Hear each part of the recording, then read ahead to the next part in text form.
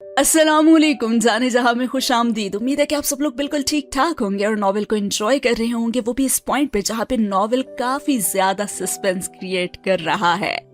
तो आपको ज्यादा मजीद इंतजार नहीं करवाते, नॉवेल शुरू करते हैं। लेकिन उससे पहले अगर आपने मेरे चैनल को अभी तक सब्सक्राइब नहीं किया तो अभी सब्सक्राइब कर ले, ये बहुत जरूरी है ताकि आप तक नॉवेल की हर अपडेट सबसे पहले पहुंचे। और अगर आपको वीडियो अच्छी लगे तो इसे लाइक करना ना भूलिएगा, कमेंट भी कीजिएगा, शेयर भी अपने उन दोस्तों के साथ कीजिएगा जिन्हें इस तरह के नॉवेल्स, इस तरह की वीडियोस पसंद है।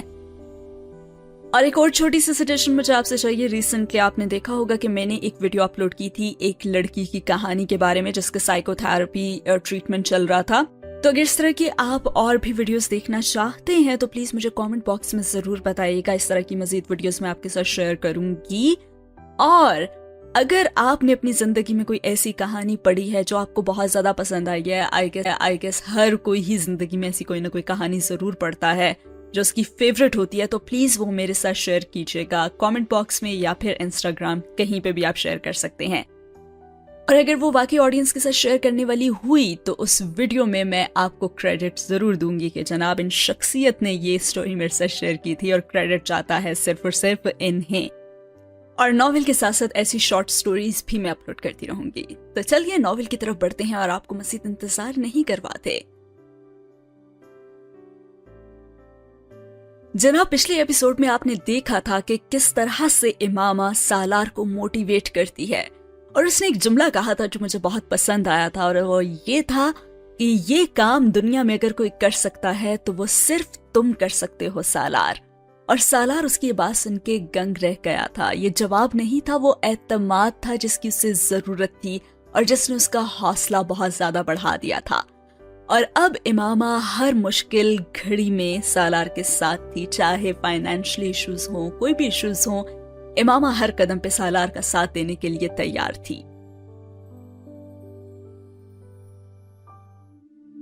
जनाब, अगली एपिसोड शुरू होती है सालार सिकंदर के घर से, उसका वो घर जो कि पाकिस्तान में था। सिकंदर उस्मान के घर एक मेहमान आया था जो कि बहुत ही गैर मुतवक्के नहीं था बल्कि नाकाबिले यकीन था। वो सालार सिकंदर उनके घर तो कई बार गए थे हमसाये के तौर पर, मिसालियत के लिए, ताज़ियत के लिए, लेकिन हाशिम मुबीन इमामा के फादर कभी भी जिंदगी में उनके घर नहीं आए थे। लेकिन आज वो आ गए थे तो उन्हें यकीन ही नहीं आ रहा था। वो अब उनके पड़ोस में नहीं रहते थे, वो घर छोड़कर जा चुके थे। उस घर में अब कोई और रहता था और घर बिकने की खबर पर सालार ने बेहद कोशिश की थी कि सामने आए बगैर दर पर्दा किसी और को दरमियान में रखकर वो घर खरीद पाता, लेकिन वो नाकाम रहा था। हाशिम मुबीन के बेटे अब बहुत ताकतवर थे और हाशिम मुबीन बहुत कमजोर हो चुके थे। उनके दिल में फैसले की ख्वाहिश थी लेकिन हाथ में ताकत नहीं थी। जिन प्रॉपर्टी डीलर्स के जरिए सालार सिकंदर उनसे राब्ता कर रहा था वो भी अपनी कोशिशों में कामयाब नहीं हुए थे और घर टुकड़े टुकड़े होकर बिका था, क्योंकि वो बहुत बड़ा था। 8 कनाल का वो घर 3 हिस्सों में बंटकर बिका था और इसके बावजूद उस पर कुछ और केसेस थे जो इमामा की बहनों ने अपने हिस्से के हवाले से किए हुए थे। सिकंदर उस्मान ने सालार की सारी कोशिशों पर पानी फेर दिया था।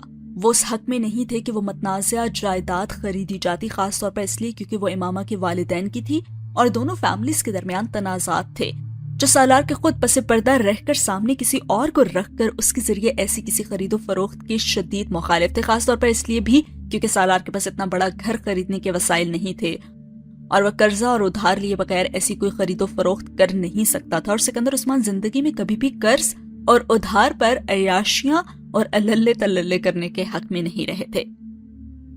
और अब वो एक लंबे अरसे के बाद जिस हाशिम मुबीन को अपने सामने देख रहे थे वो उस रौनक तमकनत का साया थे जो कभी उनके हमसाये में रहते थे और जो उनसे बात करने तक के रवादार नहीं थे। चेहरे पर झुर्रियों का जाल लिए जर्द रंगत, कमर में गम के साथ जो सईफ आदमी उनके सामने बैठा था वो पहली नजर में उन्हें पहचान नहीं पाए थे। उनकी समझ में नहीं आ रहा था कि वो उनके साथ क्या रवैया रखें। आखिर अब क्या शय थी जो उन्हें खींच कर यहां लाई थी। चंद ही जुमलों के बाद हाशिम मुबीन ने उनसे कहा था, मुझे इमामा से बात करनी और मिलना है। सिकंदर उस्मान ने बड़े मोहतात अंदाज में उन्हें बताया कि वो यहां नहीं है। جی میں جانتا ہوں کہ وہ کانگو میں ہے، میں وہاں کا نمبر لینا چاہتا ہوں، وہاں کے حالات خراب ہیں، وہ ٹھیک تو ہے نا؟ انہوں نے رک رک کر لیکن ایک ہی سانس میں ساری باتیں کہی تھی اور سکندر کی سمجھ میں نہیں آیا کہ وہ کیا کہیں۔ تبھی انہوں نے کہا، ہاں وہ سالار اور بچے بالکل ٹھیک ہیں الحمدللہ۔ اگر وہ تشویش میں یہاں آئے تھے تو سکندر عثمان نے ان کی وہ تشویش دور کر دی تھی۔ وہ فون نمبر کا مطالبہ گول کر گئے تھے۔ صحیح، میں اس سے بات کرنا چاہتا ہوں، ایک بار اس سے ملنا چاہتا ہوں۔ ہاشم مبین اپنا مطالبہ نہیں بھولے تھے۔ دیکھیں لیکن میں امامہ سے پوچھے بغیر اس کا نمبر یا ایڈریس آپ کو نہیں دے سکتا۔ سکندر عثمان نے کوئی تمہید نہیں باندھی تھی۔ میرا یقین کرے میں سے کوئی نقصان نہیں پہنچا سکتا اب، ہاشم مبین نے بہت تھکے ہوئے لہجے میں کہا۔ آپ اسے بہت زیادہ نقصان پہلے ہی پہنچا چکے ہیں، سکندر عثمان نے فوراً سے کہا۔ دیکھیں وہ اب اپنی زندگی میں سیٹ ہے، وہ اپنے بچوں کے ساتھ بہت خوش، بے حد مطمئن زندگی گزار رہی ہے۔ آپ کیوں ایک بار پھر اس کو ڈسٹرب کرنا چاہتے ہیں؟ آپ کی بیٹی نے پہلی ہی آپ کی وجہ سے بہت تکلیف اٹھائی ہے، اب آپ اسے چھوڑ دیں اور بخش دیں پلیز۔ ہاشم مبین کے چہرے کی جھریاں یکدم بڑی تھیں اور پھر انہوں نے مدھم آواز میں کہا، میں جانتا ہوں، مجھے احساس ہے اس بات کا۔ لیکن سکندر بول نہیں سکے، وہ ان کے منہ سے یہ جملے سننے کی توقع نہیں کر رہے تھے۔ بس ایک آخری بار ملنا چاہتا ہوں میں اپنی بیٹی سے، اس کی ایک امانت ہے اور وہ دینی ہے مجھے، اور اس سے معافی مانگنی ہے مجھے بس۔ سکندر ان کی یہ حالت دیکھ کر تھوڑا سا پریشان تو ہوا اور پھر ان سے کہنے لگا، آپ مجھے اپنا فون نمبر اور ایڈریس دے دیں، میں اس سے بات کروں گا اور پھر آپ سے رابطہ کروا دوں گا۔ آپ کہاں رہتے ہیں آپ؟ اور اگلا وہ جملہ تھا جسے سننے کے بعد سکندر چپ کے چپ رہ گئے، اور وہ جملہ یہ تھا، ایک اولڈ ہوم میں۔ اور یہ کہتے ہی ہاشم مبین اٹھ کھڑے ہوئے تھے۔ امامہ کو بتا دیں کہ میں نے اسلام قبول کر لیا ہے، پھر وہ مجھ سے ضرور بات کرے گی۔ اس نے جب اسلام قبول کیا تھا تو میں نے کہا تھا کہ تم روتے اور گڑ گڑاتے ہوئے میرے پاس آؤ گی، لیکن اب اس کی باتیں، اس کی یادیں صرف ہیں میرے پاس۔ پلیز آپ اس سے یہ بات ضرور بتائیے گا کہ میں نے اسلام قبول کر لیا ہے۔ یہ بات سن کے وہ مجھ سے ضرور بات کرے گی۔ آپ میرا یہ میسج اس تک پہنچا دیں گے نا؟ ایک باپ کی درخواست ہے آپ سے۔ اپنی نشست سے کھڑے ہوئے سکندر عثمان ان کے اگلے جملے پر دم بخود رہ گئے تھے۔ سبحان اللہ۔ اور ساتھ ہی ہوا یہ سین ختم۔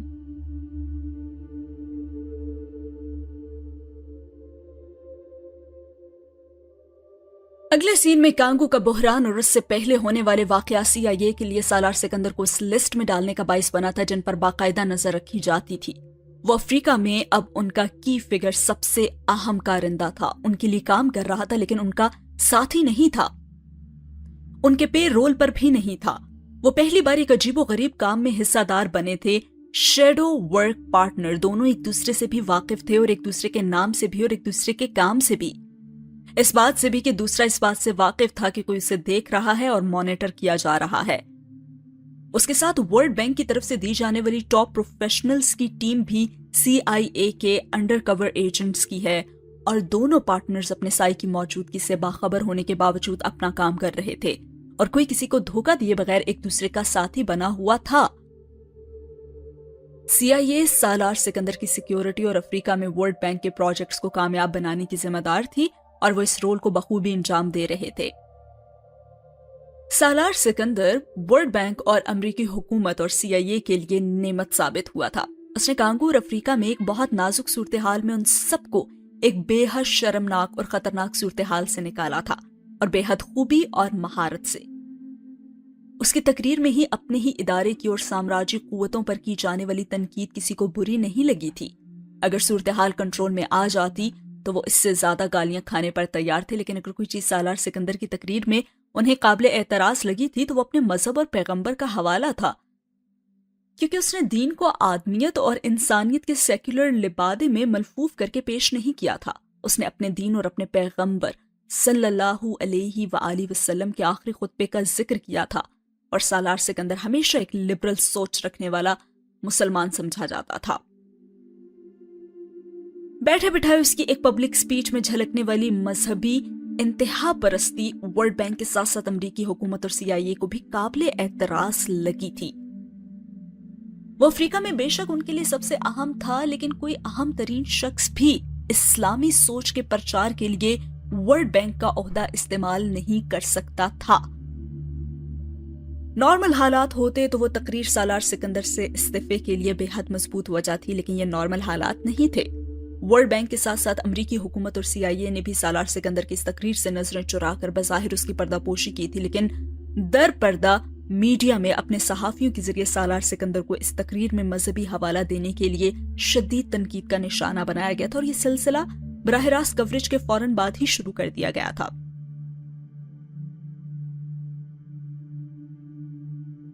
अमेरिका और CIA को कांगो और अफ्रीका में उनका एक कारिंदा चाहिए था, कोई मसीहा या लीडर नहीं चाहिए था। वो हर उस शख्स को उसकी औकात में रखना जानते थे और अब इस पॉलिसी पर अमल कर रहे थे। चैनल्स पर सालार सिकंदर की उस तकरीर को मौजूद बहस लाने वालों ने नबी करीम सल्लल्लाहु अलैहि वसल्लम के आखिरी खुतबे के बहुत से दूसरे पॉइंट्स को भी जेर बहस लाना शुरू कर दिया था। एक नई चीख पुकार सालार सिकंदर की मजहबी शनाख्त, मजहबी एतकादात और आमाल के हवाले से शुरू कर दी गई थी और नबी करीम सल्लल्लाहु अलैहि वसल्लम के आखिरी खुतबे का एक बुनियादी हिस्सा सूद के खिलाफ उनके अहकामात भी थे, जिन्हें मगरबी मीडिया ने बहुत नुमाया अंदाज में पेश किया था, क्योंकि वो उन्हें मगरबी निज़ाम मईशत की बुनियादों को चैलेंज करने वाली सोच और फिलॉसफी लगी थी। वो ये बात अलल ऐलान नहीं कह पा रहे थे कि वो मगरबी नहीं, यहूदी निज़ाम मईशत को चैलेंज करने वाली फिलॉसफी थी। सालार सिकंदर के खिलाफ मगरबी मीडिया में उठने वाला ये तूफान उसे अफ्रीका में और मशहूर कर रहा था और सालार सिकंदर ने मगरबी मीडिया पर अपनी इस तकरीर के हवाले से कोई वजाहतें, सफाइयां या माजरतें पेश नहीं की थी। उसके ऑफिस का ख्याल था कि इस तकरीर के इक्तबासात को कुछ हल्का करके नए सियाको सबाक के साथ पेश किया जाए। सालार ने किसी बहाने माजरत, वजाहत और सियाको सबाक को अपनी इस तकरीर के लिए पेश करने से इनकार कर दिया था। उसके ऑफिस ने 2 दिन बाद एक सतरी बयान जारी किया था कि सालार सिकंदर अपनी उस तकरीर के हर जुमले और लफ्ज पर यकीन रखते हुए उसकी जिम्मेदारी लेते हैं और उसे मुकम्मल तौर पर कबूल करते हैं। ये जैसे उस मीडिया के मुंह पर मारा जाने वाला तमाचा था जो उसकी तरफ से उस तनकीद के बाद किसी वजाहती बयान या फिर माजरत का मुंतजिर था। वो वर्ल्ड बैंक का पहला बुनियाद परस्त नाइब सदर करार दिया गया था। CIA को सालार सिकंदर को मॉनिटर करते हुए अंदाजा हो गया था कि वह किसी इस्लामी मालियाती निजाम को कायम करने की बात कर रहा था जो सूद से पाक होता। उनके लिए यह परेशान कुन बात नहीं थी। सालार सिकंदर वर्ल्ड बैंक के साथ मुंसलिक रहते हुए अमली तौर पर ऐसा कोई काम नहीं कर सकता था और जो ख्वाब वो देखने की कोशिश कर रहा था उसको वे ख्याली प्लाव से ज्यादा अहमियत देने पर तैयार नहीं थे। उनके लिए अगर कोई बात परेशान कुन थी तो वो सालार सिकंदर का ये यकदम सामने आने वाला मजहबी शख्स था जो उनके नजदीक अफ्रीका जैसी हसास जगह पर उनके लिए परेशानियां खड़ी करने का बाइस हो सकता था। जरूरी हो गया था कि सालार सिकंदर को सिर्फ अफ्रीका में नहीं हर जगह ही मॉनिटर किया जाए और CIA ने यही किया था। उसकी सरगर्मियां CIA के रिकॉर्ड का हिस्सा बन रही थी और पहली गैर मामूली सरगर्मी जो CIA ने रिकॉर्ड की थी वो इबाका की तदफीन के 3 हफ्ते बाद मस्कत में सालार सिकंदर की समंदर में एक लॉन्च पर 5 लोगों से एक मुलाकात थी जिसमें से एक मस्कत की रॉयल फैमिली से था। बज़ाहिर इस मुलाकात को एक गेट टुगेदर समझा जा सकता था क्योंकि सालार समेत वो 5 पुराने शनासा और दोस्त थे, एक ही यूनिवर्सिटी से फारिगुल तहसील थे और मुख्तलिफ कौमियतों और प्रोफेशन से ताल्लुक रखते थे और अपनी अपनी फील्ड के नामवर लोग थे वो, और उनमें से किसी का भी कांगो और अफ्रीका से कोई ताल्लुक नहीं था सिवाय सालार सिकंदर के। ना कांगो और अफ्रीका से ताल्लुक था और ना ही वर्ल्ड बैंक से, लेकिन इसके बावजूद उन सब में कुछ बातें मुश्तरक थी। वो सब सालार सिकंदर के हम उम्र थे। सिर्फ एक शख्स मस्कत की रॉयल फैमिली से ताल्लुक रखता था, उसके अलावा बाकी सब मुख्तलिफ कौमियत रखने के बावजूद अमरीकन शहरियत रखते थे और मस्कत की रॉयल फैमिली से ताल्लुक रखने वाला शख्स भी उस वक्त अमरीका ही में मुकीम था। वो सब दुनिया के 100 अंडर 40 ग्लोबल लीडर्स की फहरिस्त में शामिल थे जिनके बारे में ये पेशगोई थी कि वो 10 साल बाद दुनिया के मुमताज तरीन लीडर्स में से होंगे। उनमें से कोई भी बात CIA के लिए परेशान या तशवीशकुन नहीं थी सिवाय एक आखिरी मुमासलत के। सालार समेत वो 5 के 5 अफराद मुसलमान थे और बाअमल मुसलमान थे और कुरान पाक के हाफिज थे। CIA ने सालार सिकंदर की सरगर्मी को सिर्फ मॉनिटर और रिकॉर्ड नहीं किया था, उन्होंने इस मुलाकात में शामिल 5 अफराद को भी अपनी वॉच लिस्ट में डाल लिया था। अगले आने वाले महीनों में सालार सिकंदर और उन 5 अफराद के बहुत सारे तफरीही दौरे होते रहे थे, लेकिन अब CIA सिर्फ सालार सिकंदर की नहीं, उन 5 अफराद की नकलो हरकत को भी मॉनिटर कर रही थी। एक अजीब पुरस्रार नेटवर्क काम कर रहा था। वो 5 अफराद सालार सिकंदर से सिर्फ चंद माह अचानक मिलते रहे थे, लेकिन उसके बाद सालार सिकंदर के साथ उनकी मुलाकातों का सिलसिला खत्म हो गया था। वो 5 अफराद अब आपस में भी नहीं मिल रहे थे, लेकिन वो 5 अफराद इनफरादी तौर पर ऐसी ही मुलाकातें कर रहे थे। पैटर्न वही था, 4-5 अपनी अपनी फील्ड के मुमताज तरीन लोग, लेकिन दुनिया के मुख्तलिफ ममालिक में सभी एक उम्र के दायरे में, और सभी अमेरिकन नेशनल। फिर ये मुमासलतें एक जगह जाकर मरकूज हो जाती थी कि वो सब भी मुसलमान ही थे। उनमें से कुछ हाफिज थे, कुछ नहीं थे, लेकिन वो सब के सब बाअमल मुसलमान थे। वो रहते तो अमेरिका में थे, मुख्तलिफ फील्ड्स में थे, लेकिन एक बात यही उनमें मुश्तरक थी कि वो सब मुसलमान थे, एक बाअमल मुसलमान। यानी वो एक इस्लामी मालियाती सिस्टम पर काम कर रहे थे, और ये CIA जानती थी, लेकिन इस निजाम की शक्ल क्या थी, कदोखाल क्या थे, वो उसे पूछने में कामयाब नहीं हो रहे थे, और उसकी वजह सिर्फ एक थी। बिल्कुल ये एक पजल की तरह था, यानी उस निजाम से मुंसलिक होने वाले तमाम अफराद के पास बस पजल का एक एक टुकड़ा था, और वो उस टुकड़े को तो अच्छी तरह समझता और जानता था, लेकिन वो टुकड़ा उस तस्वीर में कहां पे लगना था, ये सिर्फ एक ही शख्स जानता था, और वो था सालार सिकंदर। इन शॉर्ट, CIA सालार सिकंदर के पीछे हाथ धोकर पड़ चुकी थी। वो उसकी हर एक्टिविटी को मॉनिटर कर रही थी।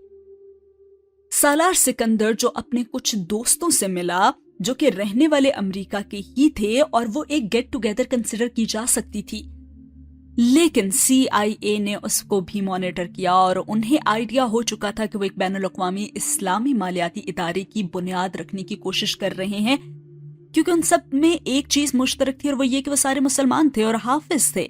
इसका मतलब यही हुआ कि उनके दिमागों में एक इस्लामी मालियाती निजाम का एक कॉन्सेप्ट चल रहा था, लेकिन वो किस तरह का होगा, CIA इसको जानने में बुरी तरह नाकाम थी। क्योंकि CIA के पास प्लान A था, लेकिन सालार सिकंदर उनके हर प्लान से बाखबर रहते हुए अपना प्लान तैयार कर रहा था। पजल के हर एक टुकड़े के बारे में CIA जानती थी, लेकिन उस टुकड़े को उस तस्वीर में कहां लगाना है जिससे वो पजल सॉल्व होती, वो जानता था सिर्फ सालार सिकंदर। और ये आंख मचोली अब कब तक चलती रहेगी, ये हम जानेंगे अगले सीन में।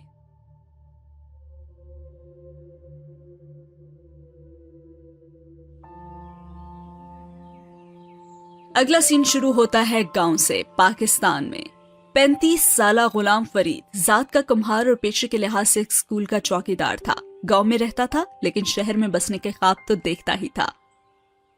और ख्वाब सिर्फ शहर में आबाद होने का नहीं था जो वो अपनी आंखों में सजाए फिरता था, बल्कि उसे रातों रात अमीर होने का भी बहुत शौक था, और शौक से ज्यादा हसरत थी। वैसा अमीर होने का जैसे उसके कई दोस्त गांव से दुबई या सऊदी अरब जाकर हो गए थे।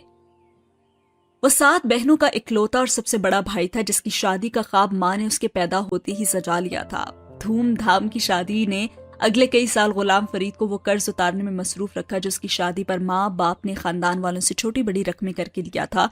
और जब वो कर्ज खत्म हुआ तो उसे बहनों की शादी पर कर्ज लेना पड़ा, और इस पर खानदान वालों से कर्ज ना मिलने पर उसने सूद पर कर्ज लिया था। 7 बहनें थीं और हर साल किसी न किसी की शादी आ जाती और पिछला कर्जा वहीं रह जाता। मजीद कर्जा सर पर चढ़ जाता और फिर एक के बाद एक बच्चे की पैदाइश। गुलाम फरीद को कभी कभार तो यही लगता कि उसका नाम गुलाम कर्ज होना चाहिए था, गुलाम फरीद के बजाय। शादी के 13 सालों में कर्ज की हर रकम तो उसने उतार दी थी, लेकिन सूद की रकम उसके सर पर उसके सर के बालों से भी ज्यादा थी। उसकी बीवी भी उसी स्कूल की इमारत में सफाई का काम करती थी जिस स्कूल में वो चौकीदार था। उसके 2 बड़े बच्चे भी गांव की 2 दुकानों पर काम करते थे। एक चाय के एक खोखे पर काम करता था और दूसरा एक वर्कशॉप में मोटरसाइकिलें धोने का काम। 10-11 साल की उम्र में वो 2 बच्चे यही कर सकते थे। उन्हें तनख्वाह नहीं, दिहाड़ी मिलती थी और इस दिहाड़ी से घर की दाल रोटी चलती थी। کیونکہ نسیمہ اور غلام فرید کی تو ساری کی ساری تنخواہ ہر ماہ سود میں چلی جاتی تھی، اور کئی سالوں سے سود کی وہ سل پھر بھی ان کے سینے سے ہٹتی ہی نہ تھی۔ بوجھ تھا کہ بڑھتا ہی گیا تھا۔ 35 سال کی عمر میں بھی کئی بار اسے لگتا وہ 50 سال کا تھا، اور کئی بار اسے لگتا کہ وہ 100 سال کا ہو گیا تھا، اور کئی بار اسے لگتا وہ مر گیا تھا، مرنے والا ہے، مر رہا ہے۔ پتہ نہیں وہ عمر کا کون سا سال ہوتا ہے جو ایسی کیفیت کے ساتھ گزرتا ہے۔ کئی بار تو وہ سوچتا تھا وہ ایک رات چپکے سے بیوی بچوں کے ساتھ گاؤں سے بھاگ جائے، کسی دوسرے شہر، دنیا کے کسی دوسرے کونے پر، جہاں وہ اس سود سے آزاد ہوتے۔ غلام فرید جی بھر کر رات کو سوتا، اور پھر وہ اس کی بیوی اور بچے جو کماتے خود پر خرچ کرتے۔ 3 وقت ڈھیر سارا کھانا پکاتے اور کھاتے پیٹ بھر کے، اور جو بچتا وہ کسی کو دے دیتے، برتن چاٹ چاٹ کر اور روٹی کے آخری لقمے سے پلیٹیں پونچھنے کے بجائے۔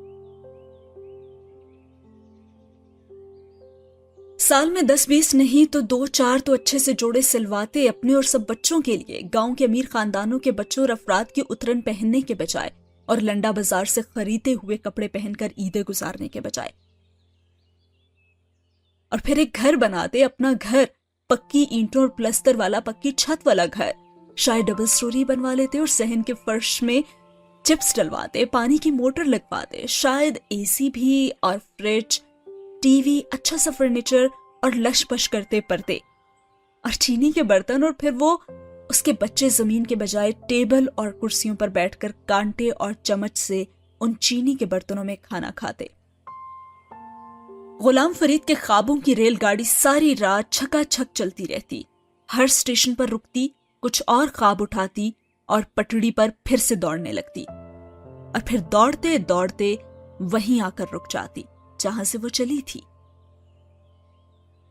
رات گزر جاتی، زندگی بھی گزر رہی تھی، اور غلام فرید کو پتا تھا وہ اپنی رات کو خوابوں میں گزار سکتا ہے لیکن زندگی کو نہیں۔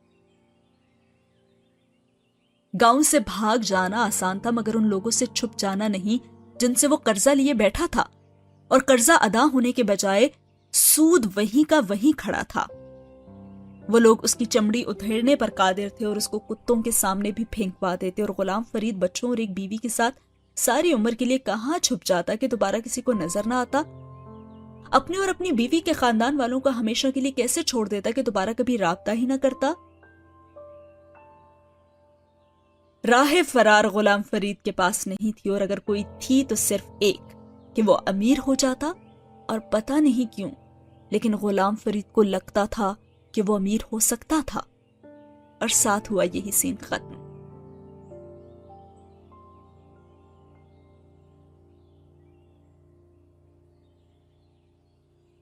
اگلے سین میں پتہ چلتا ہے کہ غلام فرید کے ہاں بیٹی کی پیدائش ہوئی تھی جس کا نام انہوں نے چنی رکھا تھا۔ چنی یعنی کہ چھوٹی سی، چنی منی جیسے کہتے ہیں۔ 2 کمروں کا وہ گھر جو غلام فرید کا واحد خاندانی ترکہ تھا، چنی کی پیدائش کے چند ہفتوں بعد سود میں گروی رکھا گیا تھا۔ اسکول نے غلام فرید کی اس مشکل وقت میں مدد کی اور اسے کوارٹر مل گیا رہائش کے لیے، جس میں صرف ایک کمرہ تھا، مگر وہ بھی غنیمت تھا۔ فی الحال تو غلام فرید کو اپنی بیٹی چنی ماں باپ کو اس حوالے سے خوب یاد رہی کہ اس کی پیدائش نے انہیں بے گھر کر دیا تھا۔ چنی کی خوش قسمتی یہ تھی کہ روایتی انداز میں اس پر منحوس کا لیبل نہیں لگا، اور اس کی وجہ صرف یہ تھی کہ غلام فرید کو اپنے ہر بچے کی پیدائش پر کوئی نہ کوئی تو بری خبر ملتی رہتی تھی۔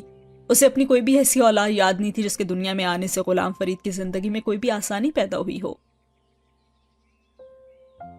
چنی پورا دن روتی، کلبلاتی، پھر خود ہی انگوٹھا چوستی اور سو جاتی۔ کسی بہن کو خیال آ جاتا تو چنی کو اس کے سستے سے پلاسٹک کے اس فیڈر میں دودھ مل جاتا جس میں اس کے ہر بہن بھائی نے دودھ پیا تھا، اور جتنے سالوں میں اتنا گتلا، میلا اور گھس گیا تھا کہ اس میں ڈالا ہوا دودھ بھی میلا دکھنے لگتا۔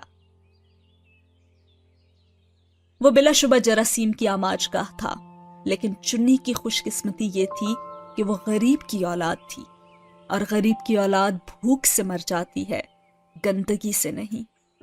افسوس، پورے دن میں ایک آدھ بار ملنے والا دودھ کا فیڈر وہ واحد غذا تھا جس پر چنی سارا دن گزارتی تھی۔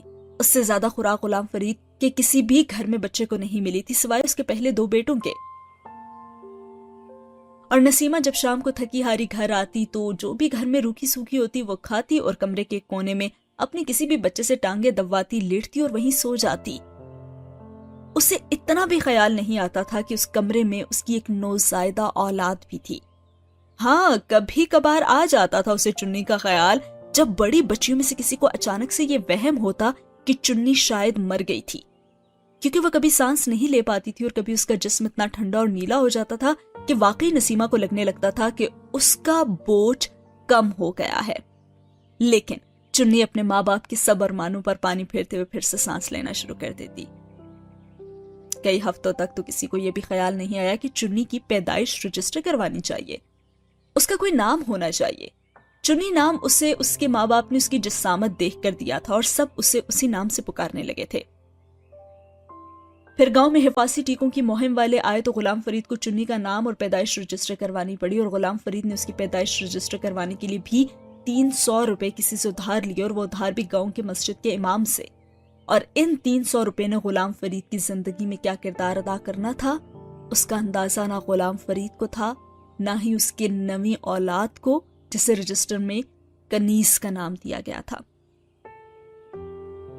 یہ نام چنی کے لیے کس نے چنا تھا کسی کو یاد نہیں، شاید محلے کی کسی بوڑھی عورت نے، یہ سوچتے ہوئے کہ انسان پر نام کا اثر ہوتا ہے اور عورت کے لیے سب سے اچھی صفت اطاعت اور فرمانبرداری ہے، جو کنیز نام رکھے جانے پر چنی میں بھی کوٹ کوٹ کر بھر جائے گی۔ گاؤں میں کسی کو یہ اندازہ نہیں تھا کہ کنیز ولد غلام فرید عرف چنی کو نہ اس نام کی ضرورت تھی نہ اس صفت کی، اسے اللہ تعالیٰ نے کسی اور ہی کام کے لیے چنا تھا۔ اور ساتھ ہی ہوا یہ سین ختم۔ امام صاحب سے 300 روپے کا وہ قرض ہی تھا جس نے غلام فرید کو پہلی بار یہ احساس دلایا کہ امیر بننا اتنا مشکل نہیں تھا جتنا وہ سمجھتا تھا، اور اس گاؤں کے اور بہت سے لوگ تھے جو اسی کی طرح کئی سال یہ خواب پالنے کے بعد بالآخر وہ آسان راستہ یا راستے ڈھونڈنے میں کامیاب ہو گئے تھے جن سے امیر بنا جا سکتا تھا۔ امام مسجد بھی انہی لوگوں میں شامل تھے جو صرف آخرت میں ہی جنت نہیں چاہتے تھے بلکہ اس دنیا میں بھی انہیں جنت کا عیش و آرام چاہیے تھا۔ انہوں نے غلام فرید کو 300 روپے کا قرض تو دے دیا، مگر ساتھ اس کی یہ ذمہ داری بھی لگا دی تھی کہ وہ اسکول کے مالکان سے مسجد کے لیے چندہ لے کر انہیں دے۔ غلام فرید نے جہاں مولوی صاحب کو یہ یقین دلایا تھا کہ اسکول کے مالکان بڑے فیاض ہیں، وہاں یہ جھوٹ بھی بولا تھا کہ وہ غلام فرید کو بہت مانتے تھے، اور وہ گاؤں میں کسی کو کچھ بھی دینے دلانے کے لیے غلام فرید سے اکثر مشورہ کرتے تھے، اور مسجد کے لیے چندہ تو غلام فرید کے لیے ویسے ہی بائیں ہاتھ کا کھیل تھا۔ مولوی صاحب نے غلام فرید کی باتوں پر اندھا اعتماد تو یقیناً نہیں کیا تھا، ورنہ 1000 روپے کی وہ رقم جو اس نے قرض مانگی تھی اس کے بجائے صرف 300 روپے اسے نہ دیتے، لیکن انہوں نے پھر بھی کسی نہ کسی حد تک غلام فرید کی بات پر یقین ضرور کیا تھا۔ حقیقت یہ تھی کہ اسکول کے مالکان غلام فرید کو شکل سے تو پہچانتے ہوں گے، لیکن اس کا نام کوئی نہیں جانتا تھا، اور اس کی وجہ یہ تھی کہ اسکول میں کوئی ایک چوکیدار نہیں تھا۔ اسکول کی وسیع و عریض عمارت میں مختلف اوقات میں 3-4 چوکیدار پہرا دیتے تھے، اور غلام فرید ان میں سے ایک تھا، اور غلام فرید کو اپنی حیثیت اور اوقات کے بارے میں پتا بھی تھا۔ مولوی صاحب سے تو غلام فرید نے جھوٹ بولا تھا، لیکن مولوی صاحب کے بار بار اصرار پر ہیلے بہانے بنانے کے بعد اس نے بالآخر اسکول کے مالکان سے مسجد کے لیے چندے کی بات کر ہی لی تھی۔ اسکول کے اس مالک نے مولوی صاحب کو بلوا کر اس چندے کے حوالے سے یہ تفصیلات معلوم کی تھی کہ انہیں چندہ کس لیے چاہیے تھا، اور مولوی صاحب نے چھوٹے موٹے اخراجات کی ایک لمبی تفصیل اسکول کے مالک کے سامنے رکھ دی تھی۔ اسکول کے مالک نے ان اخراجات کی تفصیلات جاننے کے بعد مسجد کے لیے نہ صرف اس وقت کچھ رقم مہیا کی تھی بلکہ ہر مہینے اسکول کے اخراجات کے لیے ایک معقول رقم دینے کا بھی وعدہ کیا تھا۔ مولوی صاحب کی تو خوشی کا کوئی ٹھکانہ نہیں رہا تھا۔ ان کا 300 روپے کا دیا قرض ہزاروں میں تبدیل ہو کر ان کی طرف لوٹا تھا۔ غلام فرید جیسے معمولی آدمی کی حیثیت ان کی نظر میں یکدم بڑھ گئی تھی، اور غلام فرید کو اس گاؤں میں پہلی دفعہ کسی نے عزت دی تھی، اور وہ بھی گاؤں کے مسجد کے امام نے، جس نے نہ صرف اس جمعے کے خطبے میں لاؤڈ سپیکر پر اسکول کی انتظامیہ اور مالکان کی درد مندی کے قصیدے پڑھے تھے، بلکہ غلام فرید کی کوششوں کو بھی سراہا تھا، جس کی کوششوں سے مسجد کے پاس یہ رقم آئی تھی۔ مسجد میں جمعے کے خطبے کے دوران بیٹھے ہوئے غلام فرید کا سینہ خواہ مخواہ میں چوڑا ہو گیا تھا اس دن۔ اسکول کے مالک نے یہ رقم ہر ماہ غلام فرید کے ذریعے ہی مولوی صاحب کو پہنچانے کا وعدہ کیا تھا، اور اس کے ساتھ غلام فرید کو یہ ذمہ داری بھی سونپی تھی کہ وہ مسجد میں اس رقم کے صحیح استعمال پر نظر رکھے۔ स्कूल का मालिक वहां दूसरे महीने आया था और मौलवी साहब ने गुलाम फरीद के साथ मिलकर मस्जिद में होने वाली तमाम मरम्मतें उसे दिखाई थीं। वो मुतमईन होकर लौटा था, मगर ये सिर्फ उसी महीने हुआ था। दूसरे महीने गुलाम फरीद के हाथ से वसूल पाई जाने वाली रकम का मौलवी साहब ने क्या किया था, उसका गुलाम फरीद को अंदाजा भी नहीं हो सका।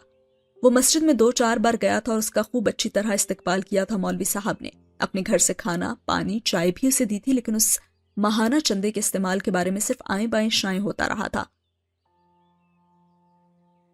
गुलाम फरीद को चंदे के सही इस्तेमाल में कोई ज्यादा दिलचस्पी तो थी नहीं, इसलिए उसके लिए आम हालात में इतना ही काफी होता कि मौलवी साहब उसे गोश्त खिला रहे थे। मगर फिलहाल मसला यह था कि गुलाम फरीद अपने हाथ से हर महीने 20,000 की रकम जिस मुश्किल से मौलवी साहब को दे रहा था, वो गुलाम फरीद ही जानता था। मगर उसे खौफ था तो सिर्फ अल्लाह का कि वो मस्जिद का रुपया था और वो उसका अमानतदार बन गया था, मगर इस पैसे का मौलवी साहब के हाथों गायब होना उससे हजम नहीं हो रहा था। मौलवी साहब ने उसके दिल से मस्जिद के पैसे के लिए अल्लाह के खौफ को खत्म करने में बुनियादी किरदार अदा किया था। अगर मौलवी साहब चंदे के पैसे को लूट के माल की तरह इस्तेमाल कर सकते थे तो फिर गुलाम फरीद को भी हक था। उसकी भी जरूरियात थी, वो भी मजबूर था, उसके सर पर भी तो कर्जा था ना।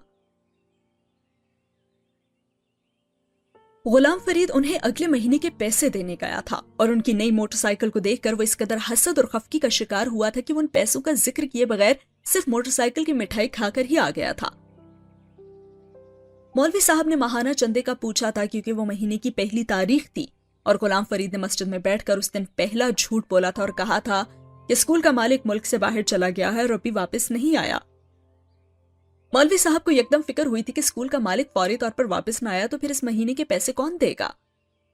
गुलाम फरीद के पास इस सवाल का जवाब नहीं था, अलबत्ता उसने मौलवी साहब को स्कूल के मालिक का फोन नंबर दे दिया था जो कि गलत था। मौलवी साहब मुतमईन हो गए थे कि अगर कुछ दिन तक वो चंदा ना पहुंचा तो वो स्कूल के मालिक से खुद बात कर लेंगे। गुलाम फरीद 20,000 की रकम जेब में लिए उस दिन एक अजीब सी कैफियत के साथ मस्जिद से निकला था, यूं जैसे उसकी लॉटरी निकली थी। उसे पता था कि मौलवी साहब हर साल मुख्तलिफ चीजों से इकट्ठी होने वाली रकम को अपनी रकम के तौर पर गांव के उन्हीं सूदखोरों को बिजनेस में सरमायाकारी करने के लिए देते थे जो सूदखोर गुलाम फरीद जैसे ढेरों जरूरतमंदों को वो रकम देकर उन्हें सारी उम्र के लिए चौपाया बना देते थे।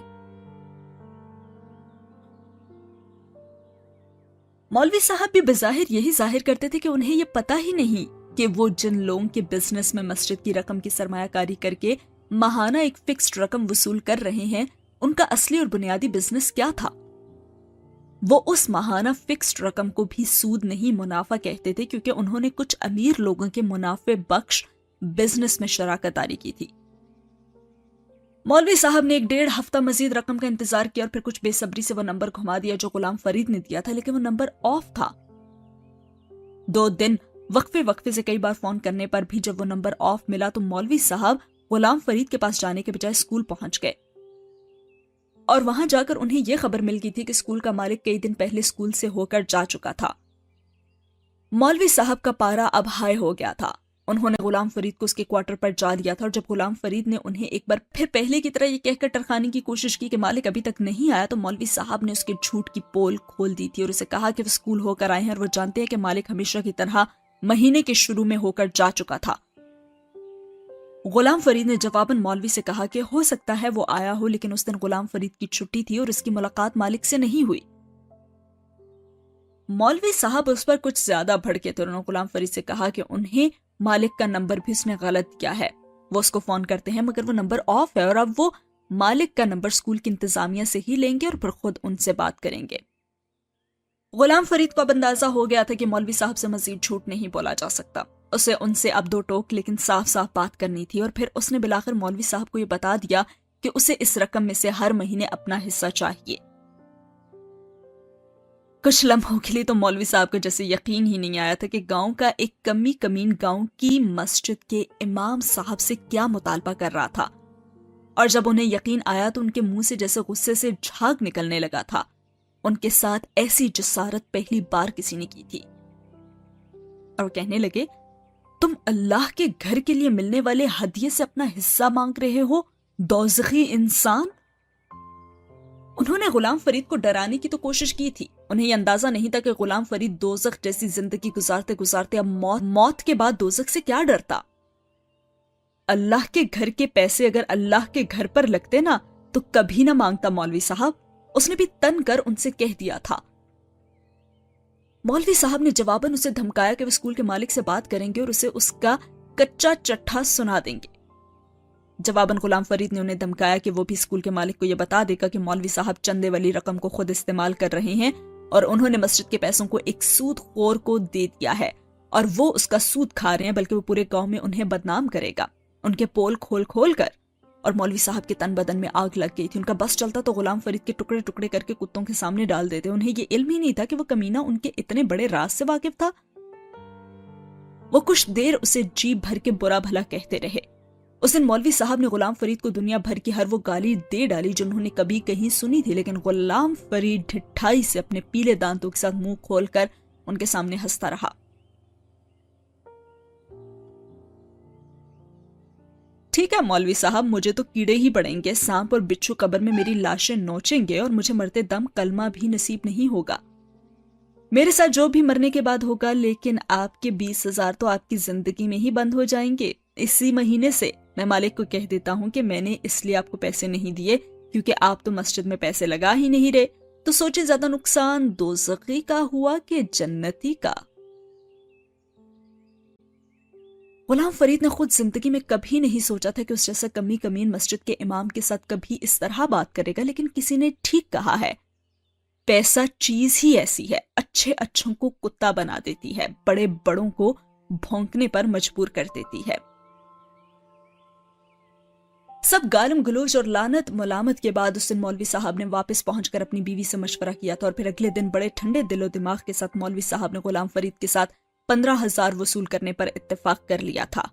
और इससे भी बड़ी आला ज़र्फी का मुजाहरा उन्हें उस वक्त करना पड़ा जब गुलाम फरीद ने उन्हें बताया कि वो इस महीने के 20,000 पहले ही खर्च कर चुका था। ये पिछले 4 महीनों के पैसों से उसका कमीशन था। गुलाम फरीद को यकीन नहीं आया था कि बैठे बिठाए उसको हर माह तनख्वाह से कुछ ही थोड़ी रकम मिलने लगेगी और वो रकम अगर वो सूद वालों को देता रहता तो बहुत जल्दी उसका सब सूद खत्म होने वाला था। गुलाम फरीद के ख्वाबों की गाड़ी उस दिन पहली बार दिन के वक्त भी छकाछक चलने लगी थी, मगर उससे उस वक्त अंदाजा नहीं था कि मौलवी साहब से दुश्मनी पालकर उसने अपनी जिंदगी की सबसे बड़ी गलती की थी, सूद लेने से भी बड़ी गलती।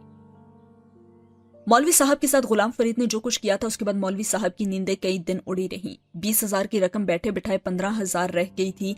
उसका सदमा तो था ही था, लेकिन साथ ही साथ इस बात का भी अंदेशा उन्हें हो गया था कि मस्जिद की रकम को सूदखोरी के कारोबार में लगाने की खबर अगर गांव में किसी तरह फैल गई तो और कुछ होगा या नहीं, उन्हें मुस्तकबिल में चंदे मिलना बंद हो जाएंगे। बीवी मौलवी साहब को सूदी कारोबार में लगाई रकम वापस लेने नहीं दे रही थी। ये वो पहला ख्याल था जो गुलाम फरीद की धमकी के बाद मौलवी साहब को आया था कि वो जितनी जल्दी हो सके अपनी रकम वापस ले लें, ताकि कम से कम गुलाम फरीद की ऐसी किसी धमकी को सच साबित करने पर वो उसे झूठा तो साबित कर देते। उन्होंने अपनी बीवी को बताए बगैर गांव के उस शख्स से अपनी रकम का मुतालबा ये कहकर किया था कि मस्जिद की तज़ीन और आराइश के लिए फौरी तौर पर एक बड़ी रकम चाहिए, इसलिए वो चाहते हैं कि अपनी रकम निकाल कर उसमें से कुछ मस्जिद में चंदा कर दें। लेकिन जो जवाब उन्हें मिला था वो उनके वहमो गुमान में भी नहीं था। उस आदमी ने उन्हें रकम वापस करने से साफ इनकार कर दिया था। उसका कहना था कि फिलहाल रकम कारोबार में लगी हुई है और वो अगले 2-3 साल तक उसका मुनाफा तो दे सकता है, लेकिन असल रकम वापस नहीं कर सकता। मौलवी साहब को वहां खड़े खड़े दिन में तारे नजर आ गए थे। उन्होंने 5 लाख की रकम इस आदमी को दी हुई थी और वो कुछ कमीशन वगैरह कटवाने के बाद 70-80 हजार रुपया हर माह वसूल कर रहे थे। और अब यकदम उस आदमी के इनकार ने उनके 14 तबक रोशन कर दिए थे। वो पिछले कई सालों से इस आदमी के पास ये सरमायाकारी कर रहे थे। शुरू में 10-20 हजार से शुरू होने वाला ये बिजनेस आहिस्ता आहिस्ता 5 लाख की रकम तक चला गया था और अब वो आदमी कह रहा था कि वो असल रकम नहीं दे सकता, सिर्फ सूद दे सकता था। उस दिन गुलाम फरीद से मौलवी साहब की नफरत कुछ और बढ़ गई थी। घर जाकर उन्होंने बीवी को यह किस्सा भी सुनाया और वो भी उन्हीं की तरह दिल थामे रह गई। अब बुरा वक्त आ चुका था मौलवी साहब पे, लेकिन वो कहावत तो आपने सुनी होगी, हम तो डूबे हैं सनम तुम्हें भी ले डूबेंगे। اور مولوی صاحب نے بھی وہی کیا. وہ تو ڈوب چکے تھے لیکن انہوں نے پھر غلام فرید کو بھی نہیں چھوڑا. اور انہوں نے کیا کیا جانیے. ہوا کچھ یوں تھا کہ اگلے مہینے بھی مولوی صاحب کو غلام فرید سے پیسے نہیں ملے تھے اور مولوی صاحب نے جہاں 5 لاکھ روپے انویسٹ کیے ہوئے تھے وہاں سے بھی انہیں منافع کی رقم نہیں دی گئی تھی. کیونکہ 1 ماہ پہلے مولوی صاحب نے جب اپنی رقم کا مطالبہ کیا تھا تو اس نے اس انسان کو چوکنا کر دیا تھا کہ یہ پارٹی ٹوٹنے والی تھی اور جب پارٹی ٹوٹنے ہی والی تھی تو وہ اس کو منہ بھر بھر کے منافع کیوں کھلاتا. اب اس کی باری تھی اور دیا گیا سارا منافع واپس وصول کرنے کی. لیکن اس نے مولوی صاحب کو یہ باتیں نہیں کہی تھی. اس نے مولوی صاحب سے بس فی الحال 6 ماہ کی مہلت مانگی تھی اور یہ کہا تھا کہ 6 ماہ کے بعد وہ 6 ماہ کا منافع اکٹھا انہیں لوٹائے گا.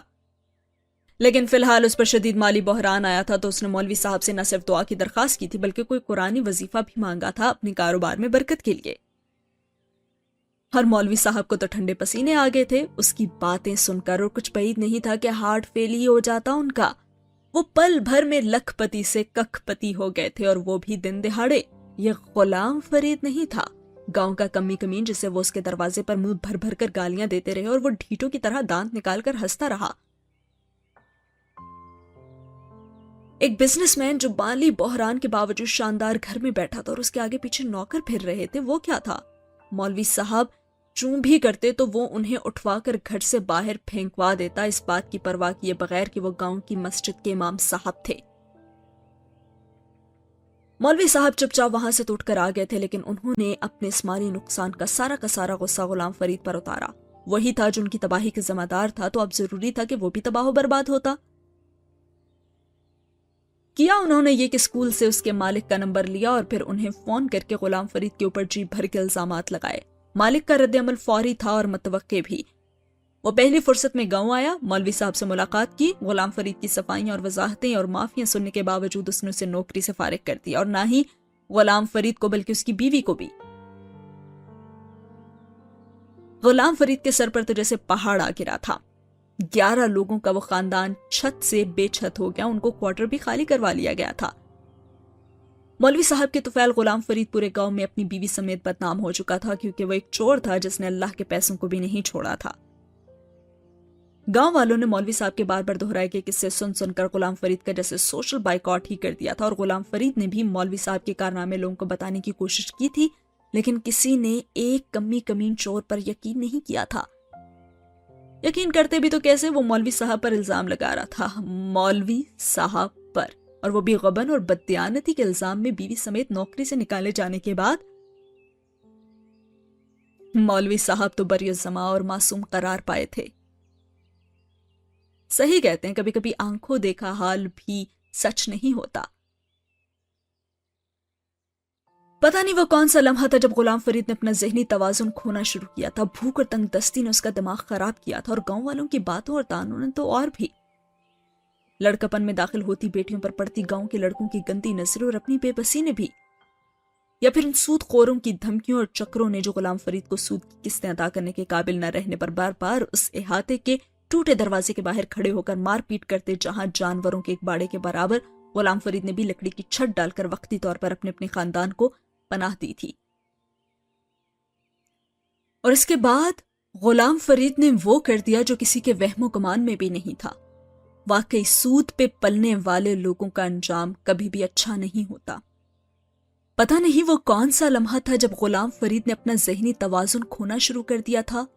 اور واقعی انسان کو پتہ نہیں چلتا کہ اسے ہو کیا جاتا ہے جب وہ اپنے خونی رشتوں کو اپنی ہی ہاتھوں سے ختم کر دیتے ہیں.